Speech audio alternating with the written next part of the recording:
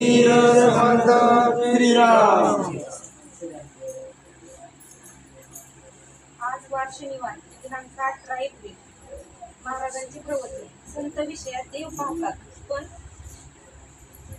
आपण देवात विषय पाहतो. प्रत्येक जण भक्ती करतच असतो, कारण व्यापक दृष्टीने पाहिले तर भक्ती म्हणजे आवड. परमार्थात भक्ती म्हणजे परमात्म्याची आवड असा अर्थ आहे. सर्वांना विषयाची आवड असते, तेव्हा सर्व लोक एक परीने विषयाची भक्ती करत असतात. विषयाची आवड ही देहबुद्धीला धरून देहबुद्धी वाढविणारी आणि स्वार्थी असते. ही कमी झाल्याशिवाय परमात्म्याची आवड म्हणजे भक्ती उपजणे शक्य नाही.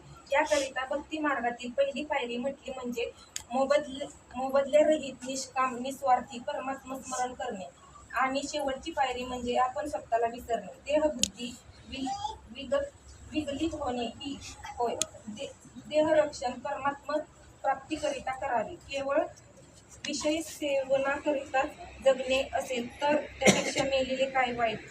जयंत्यादी उत्सव आपण करतो ते भगवंताच्या ठिकाणी प्रेम उत्पन्न व्हावे म्हणून. मुळात प्रेम नसेल तर ज्याच्यावर प्रेम असते त्याला आपण जो उपचार करतो तो उपचार करून प्रेम आणायचे असते. प्रेम आणि उपचार यांचा अन्योन्य संबंध असतो. या उपचाराने भगवंताशी संबंध वाढतो आणि त्यामुळे भगवंतावरचे प्रेमही वाढते. आणि आपल्या लहान मुलाला दागिने वगैरे घालते. आई आपल्या लहान मुलाला दागिने वगैरे घालते, त्या लहान मुलाला काही सुख नसते, उलट थोडे दुःखच वाटते. पण त्यामुळे त्या आईला बरे वाटते, म्हणून ती तसे करते. भगवंताला आपण दागिने वगैरे घातले तर ते स्वतःकरिताच होय. वास्तविक भगवंताला काय कमी आहे. संत विषयात देव पाहतात, पण आम्ही मात्र देवात सुद्धा विषय पाहतो. रामाची मूर्ती काय उत्तम घडविली आहे, देऊळ किती सुंदर बांधले आहे वगैरे आम्ही म्हणतो.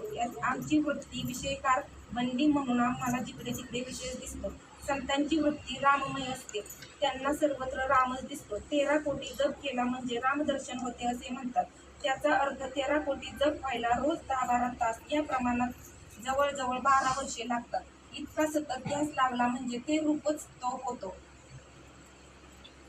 नाम कधीच वाया जात नाही. केव्हा एखाद्याला दर्शन होत नाही तेव्हा त्याचे नाम दुसरीकडे खर्च झाले असे समजावे. मग ते विषय प्राप्ती करता असेल किंवा त्याचे पूर्वपाप घडत असेल. विषयी करता नाम खर्च करू नये, नामाकरता नाम घ्यावे. आजचे बोधवचन. नाम आपले सर्वस्व वाटले पाहिजे. समर्थ जय श्रीराम.